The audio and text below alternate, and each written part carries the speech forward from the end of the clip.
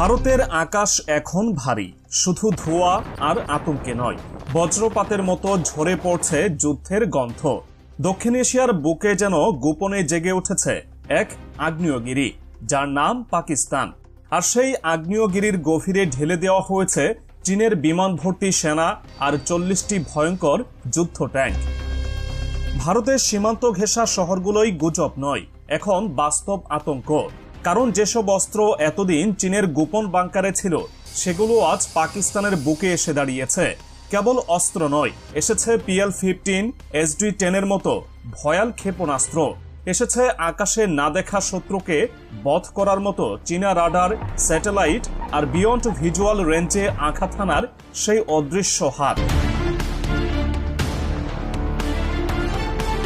চীনের ঘোষণা এসেছে, বন্ধুর বিপদে চীন কখনোই পিছু হটে না। এই ঘোষণার পর আর কোনো সন্দেহ থাকলো না, এবার পাকিস্তান শুধু পাকিস্তান না, এটা চীনের যুদ্ধ মঞ্চ।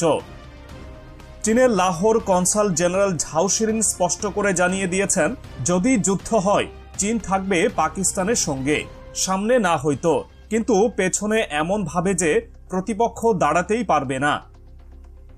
এতটা স্পষ্ট বার্তা যখন চীনের মতো পরাশক্তি দেয়, তখন তা শুধু কূটনৈতিক সৌজন্য থাকে না, তা হয়ে যায় যুদ্ধের বাজানো দামামা। এই দামামা বাজাতে ইসলামাবাদে আসছে চীনের সেনাবাহিনী। শুধু সেনা নয়, তাদের সাথে আসছে ভয়ানক VT-4 যুদ্ধ ট্যাঙ্ক, যা একবার ফায়ার করলে শত্রুপক্ষের একাধিক ইউনিট একসাথে গুড়িয়ে দিতে পারে। আর এমন তথ্যই নিশ্চিত করেছে ভারতের গণমাধ্যম India.com।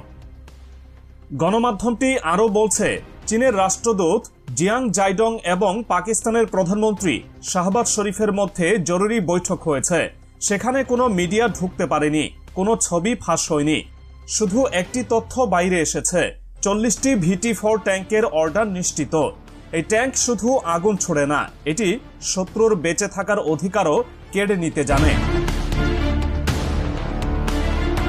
ভারতের গোয়েন্দারা এখন দিশেহারা, কারণ PL-15 মিসাইল, যা 300 কিলোমিটার দূরের বিমানে আঘাত হানতে পারে, এখন তা পাকিস্তানের বিমান বাহিনীর হাতে।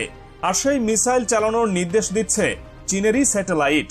আকাশের উপরে ভেসে থাকা সেই চীনা চোখ, যেটা ভারতের প্রতিটি গোপন ঘাঁটি এখন অনায়াসে দেখে ফেলছে। গত 5 বছর থেকে পাকিস্তানে যে অস্ত্র ভান্ডার জমা হচ্ছে, তার 80% সরবরাহ করছে চীন। অস্ত্রের পাশাপাশি দিয়েছে প্রশিক্ষণ, প্রযুক্তি এবং যুদ্ধ কৌশলের সর্বশেষ ব্লুপ্রিন্ট। আর এই হঠাৎ সামরিক সক্রিয়তা শুরু হয়েছে এক ভয়াবহ ঘটনা থেকে, কাশ্মীরের পেহেলগামে হামলা। এরপর